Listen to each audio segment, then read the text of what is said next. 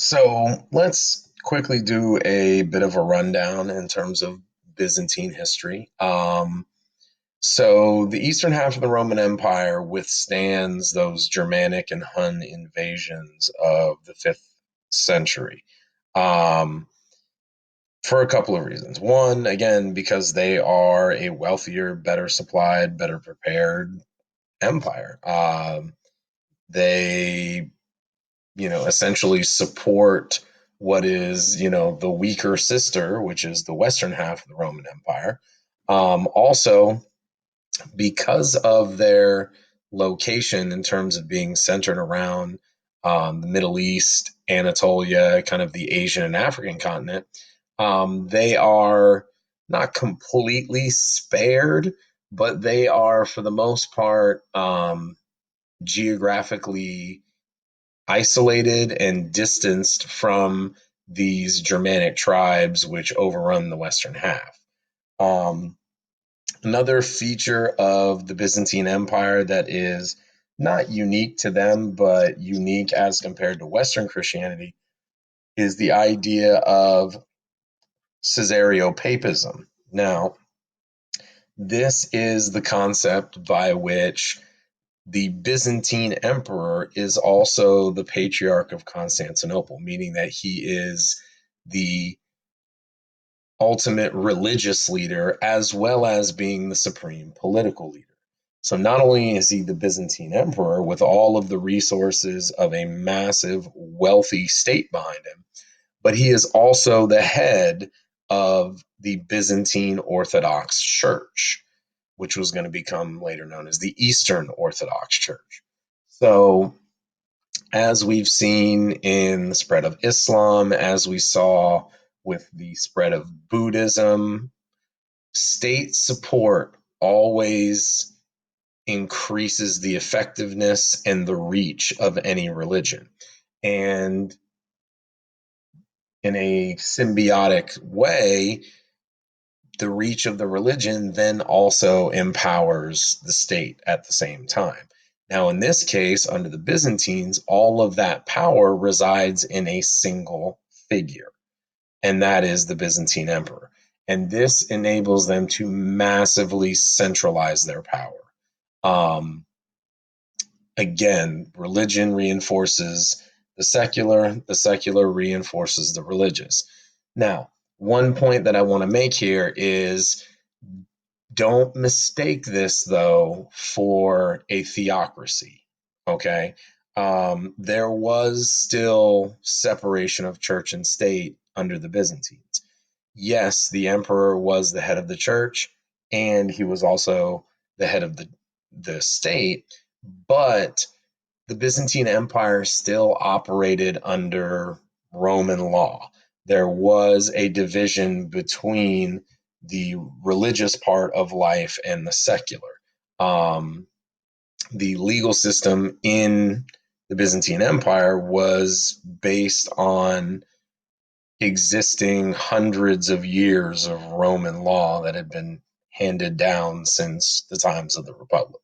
Okay. Now, when it comes to the Byzantines, there is one name above all else, and that is Justinian. So, Justinian is the emperor of Byzantium from, I believe, 527 to 565 CE. Um, Justinian is an ambitious emperor. Um, Once he's able to consolidate his power after a little feud with his younger brother, who he unceremoniously eliminates, he immediately sets out on what's known as the Reconquista, which is a series of wars over about 40 years to try to recover the western half of the Roman Empire. And he is relatively successful. As you saw on the map from earlier, he reconquers the majority of the Italian peninsula, brings Rome back under Byzantine control. He reconquers much of North Africa, certain parts of southern Spain. But the cost of maintaining this empire as well as the cost of funding these wars is pretty prohibitive. And pretty soon after his death, those lands are, for the most part, abandoned. Now, one of the other things that Justinian is one of the great builders of the post-classical era. All emperors and rulers love to build monumental architecture to demonstrate their greatness to their rivals and to their own people. And Justinian is no different. His building in Constantinople is of a truly monumental scale. He builds what's known as the Hippodrome, which at the time was the largest stadium or sports arena in existence. It seated somewhere between 80 to 90,000, which, to put that into perspective, if you've ever been to Bright House Stadium, the one on the UCF campus, that seats 45,000. So picture a stadium double the size of the one that UCF plays football in. And that'll give you an idea of, what the Hippodrome was like.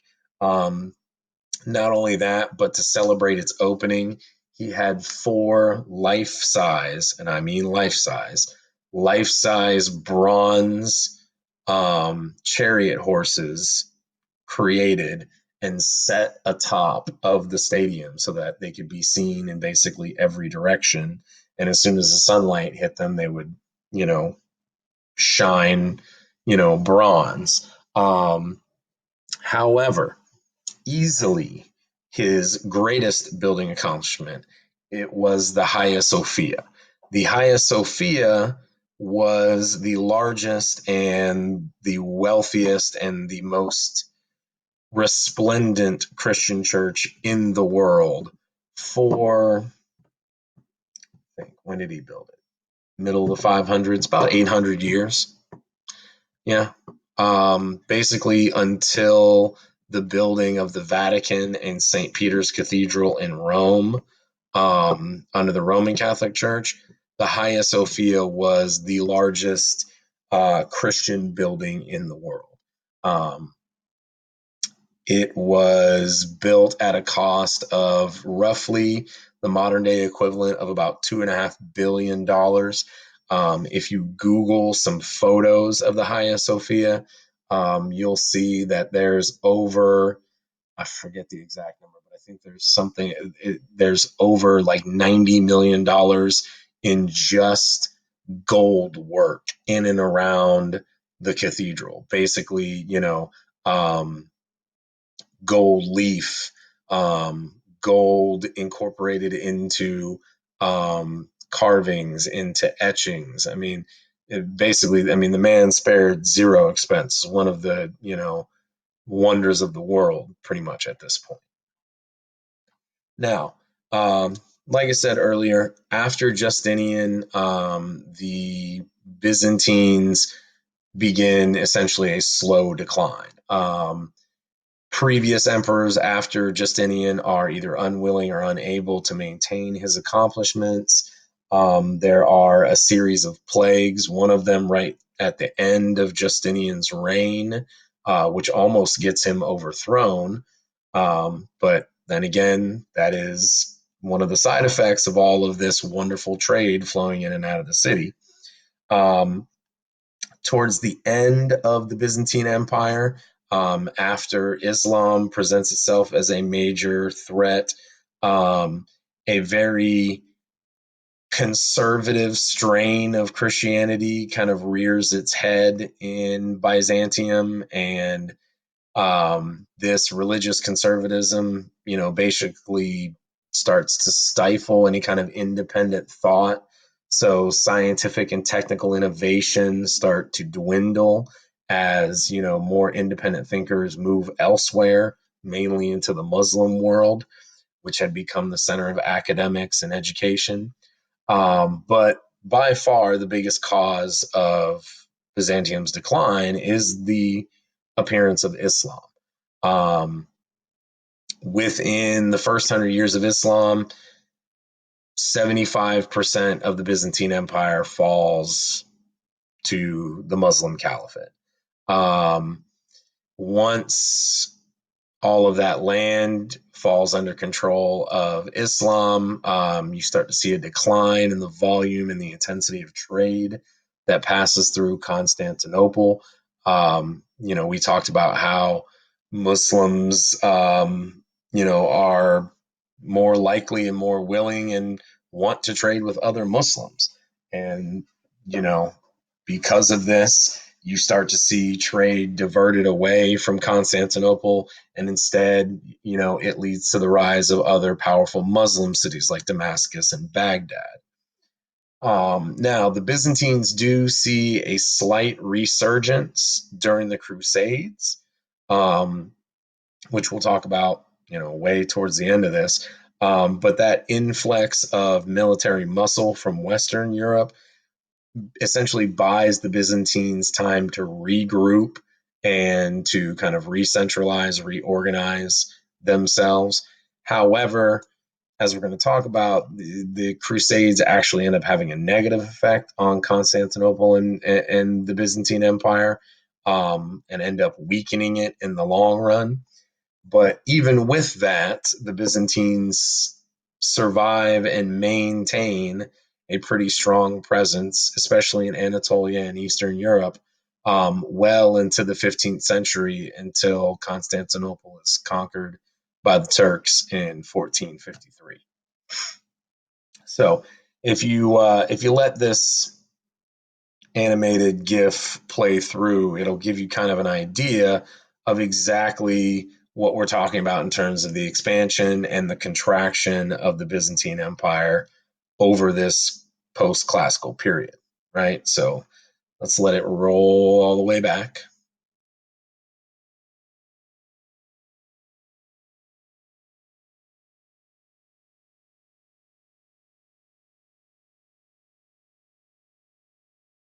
Almost there. All right, so 476, this is the beginning of the empire. Here at 550, now you're looking at the expansion of Justinian. 717 shows the retraction after the rise of Islam. 867, again, the focus is mainly within Anatolia and Eastern Europe. 1095, this is at the beginning of the Crusades. You can see by 1170, there is a little bit of resurgence. 1270, after the end of the Crusades, weaken it by 1400. I mean, essentially, the empire had dwindled basically to encompass only Constantinople. So, this is an outside shot of the Hagia Sophia, which, since being conquered by the Ottoman Turks, is now actually one of the world's biggest mosques. It is no longer a Christian church. The majority of that construction is original. However, some parts of it have been added on. The minarets on the outside were not part of the original construction by Justinian. Those were added on by later Muslim rulers, which, if you think back to that presentation on Muslim architecture, you'll remember the importance of minarets, being the place from which Muslims are called to prayer. So even today, the structure is still one of the most awe-inspiring. It's one of the largest mosques in the world. If you Google pictures of the interior, you'll see the amount of marble and the amount of artistry and the amount of just pure wealth that is poured into that building. So the Byzantines essentially last for a millennia, which, if you think about all the empires that we've talked about, right, that would place them basically at the top of the list. All of the greatest classical empires that we've studied do not approach that kind of longevity, right? Like the Romans, you could probably say 800 years. The Hellenistic Empire of Alexander, you know, maybe you give it 2 centuries, maybe. The Han, 400 years. The Greek Empire, the Greek city-states, 600. You know, in terms of longevity, I mean, the Byzantine Empire alone, you know, goes down in the history books because of their ability to last. And for that basically millennia, they are the trade and financial center of the Western world. Byzantine weights, measures, and currency becomes basically the standard in and around Europe. Um, the Byzantine navy, again, becomes the standard of the post-classical era. They basically ensure and safeguard trade in the Mediterranean until conquered by the Turks. The Byzantines are also responsible, although there's a lot of debate about how it happened. But the Byzantines are responsible for bringing silk production to Europe from China. They are the ones who essentially break the Chinese monopoly on silk production. And from that point on, they become the suppliers of silk to essentially all of Europe and the Middle East. Um, they also help to bring sugar planting and sugar plantations to Europe from Persia and India. And as we're going to talk about closer to Christmas break, the introduction of sugar into Europe is going to have a massive, massive effect on the Americas once the period of colonization begins.